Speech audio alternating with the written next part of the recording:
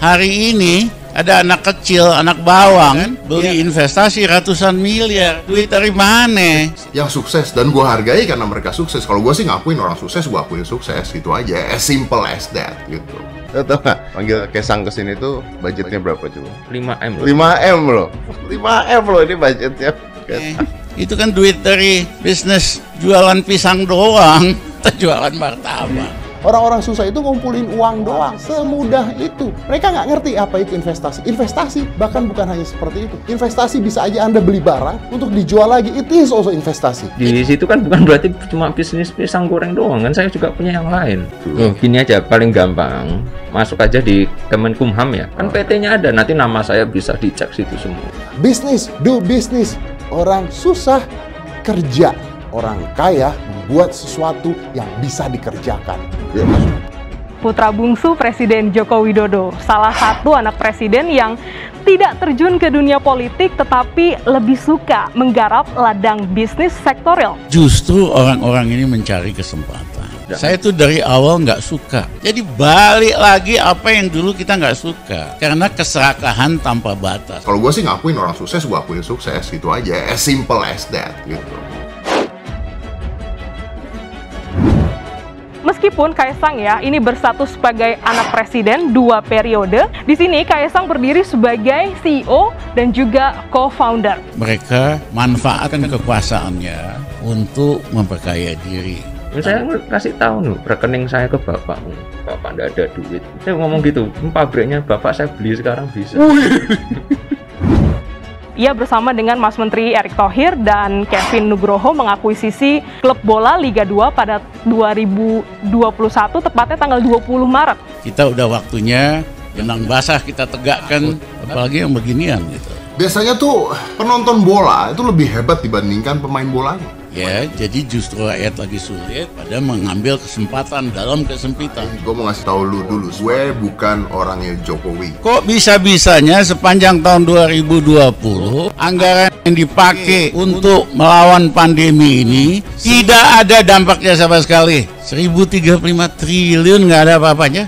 Bayangin ya, pemain bola yang udah latihan puluhan tahun itu kalau meleset sekali atau ada gagal sekali, itu yang komplain adalah penontonnya. Supaya kapok gitu loh. Pejabat negara itu amanah. Ya, Indonesia ini sudah super kompleks, super ruwet. Saya khawatir model-model pemerintahan ini. Kita ini bukan di Korea Utara. Kalau di Korea Utara itu penduduknya mau apapun tuh sengsara. Tapi Indonesia nggak seperti itu, bro. Jadi daripada bikin ribet, bikin rakyat kita susah, bangsa kita susah, Mas Jokowi undur diri lah supaya enak. Situ enak, kita rakyat juga enak gitu. Yakin kalau presiden diganti sama lu bisa lebih baik? Hari pertama kami jadi presiden, saya akan tangkap 100 orang paling brengsek di Indonesia. Kita buang ke Pulau Malaria. Seandainya mereka sakit, kena malaria dan meninggal, yang melanggar hak asasi manusia bukan Rizal Ramli, tetapi nyamuk malaria. Siapa yang bermain di balik keriuhan ini? Tidak sulit mencari siapa yang bermain di sini. Orang yang gagal pada masanya kemudian dipecat. Mantan Menko Perekonomian Rizal Ramli menanggapi pemecatan dilakukan Presiden Jokowi terhadapnya beberapa tahun lalu. Rizal Ramli hanya bekerja selama 11 bulan sebelum akhirnya dipecat oleh Presiden Joko Widodo. Pak Jokowi reputasinya dan kredibilitasnya itu payah. Saya mohon Pak Jokowi dan orang-orangnya ngaca dah. Ya rakyat tuh bosen.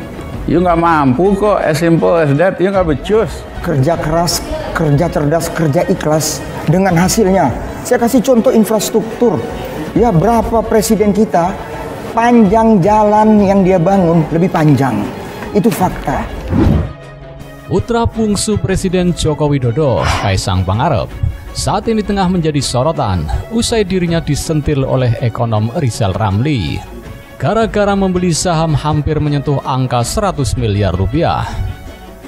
Seperti diketahui, Kaisang baru saja membeli saham PT Panca Mitra Multi Perdana. Tak tanggung-tanggung, Kaisang memborong saham perusahaan makanan beku berbasis udang senilai 92,2 miliar rupiah. Menanggapi hal itu, Rizal Ramli mempertanyakan dari mana uang Kaisang bisa memborong saham tersebut. Terlebih saat ini kondisi sedang pandemi COVID-19. Hari ini ada anak kecil, anak bawang, beli investasi ratusan miliar. Duit dari mana? Itu kan duit dari bisnis jualan pisang doang. Jualan martabak. Rizal Ramli merasa heran. Lebih lanjut, mantan Menteri Koordinator Bidang Kemaritiman ini menilai apa yang dilakukan Kaisang merupakan suatu bentuk keserakahan kekuasaan. Pernyataan itu langsung dijawab Kaisang. Hal itu diungkapkan saat menjadi bintang tamu dalam podcast milik Deddy Corbuzier. Kaisang Pangarep menceritakan berbagai pengalaman hidupnya, mulai dari kisah cinta hingga penghasilannya dari dunia bisnis. Tak hanya seorang pengusaha makanan, Kaisang juga memiliki kanal YouTube dengan jumlah subscriber yang telah mencapai 1,14 juta orang. Nama Kaisang Pangarep mulai dikenal publik usai sang ayah Joko Widodo maju menjadi calon presiden di Pilpres 2014 kala itu. Selain itu, Kaisang juga menceritakan soal bisnis pisang goreng miliknya. Bisnis pisang goreng itu kan dulu awalnya dipakai untuk belajar. Kan di situ kan bukan berarti cuma bisnis pisang goreng doang kan. Saya juga punya yang lain, ada saham rakyat. Walau kelihatannya bisnis ecek-ecek, tapi setidaknya saya happy, kata pria 26 tahun ini. Ia juga menjelaskan kalau bisnisnya berkembang sehingga dirinya punya lebih banyak uang daripada sang ayah. Gajinya bapak juga kecil. Saya kasih tahu rekening saya ke bapak. Bapak nggak ada duit. Saya ngomong gitu beneran. Saya beli pabrik bapak sekarang bisa cash lagi, kata Kaisang berseloroh. Hari ini ada anak kecil, anak bawang, beli investasi ratusan miliar. Duit dari mana? Tahu nggak? Panggil Kaisang kesini tuh budgetnya berapa coba? 5M loh. 5M loh. 5M loh ini budgetnya. Itu kan duit dari bisnis jualan pisang doang. Jualan martabak. Di situ kan bukan berarti cuma bisnis pisang goreng doang kan, saya juga punya yang lain. Kalau mau nantang gitu mah, mohon maaf dah. Gua kuasa, lo mau apa? Loh, gini aja paling gampang. Masuk aja di Kemenkumham ya. Kan PT-nya ada, nanti nama saya bisa dicek situ semua. Ya, masuk. Putra bungsu Presiden Joko Widodo, salah satu anak presiden yang tidak terjun ke dunia politik tetapi lebih suka menggarap ladang bisnis sektorial. Justru orang-orang ini mencari kesempatan. Karena namanya kan bisnis kan berkembang kan, namanya berkembang. Saya tuh dari awal nggak suka. Nah itu apa? Harusnya apa? Jadi balik lagi apa yang dulu kita nggak suka. Karena keserakahan tanpa batas. Yang sukses dan gue hargai karena mereka sukses. Kalau gue sih ngakuin orang sukses, gue akuin sukses gitu aja. As simple as that gitu. Meskipun Kaisang ya ini berstatus sebagai anak presiden 2 periode, di sini Kaisang berdiri sebagai CEO dan juga co-founder. Mereka manfaatkan kekuasaannya untuk memperkaya diri. Saya kasih tahu nih rekening saya ke bapak, bapak nggak ada duit. Saya ngomong gitu, pabriknya bapak saya beli sekarang bisa.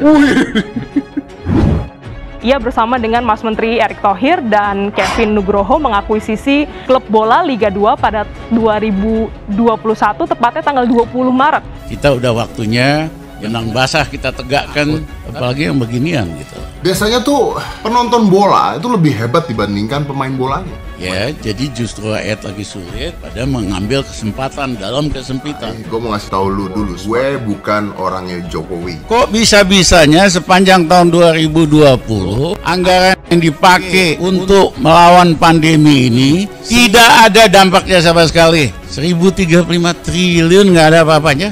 Bayangin ya, pemain bola yang udah latihan puluhan tahun itu kalau meleset sekali atau ada gagal sekali itu yang komplain adalah penontonnya. Supaya kapok gitu loh. Pejabat negara itu amanah.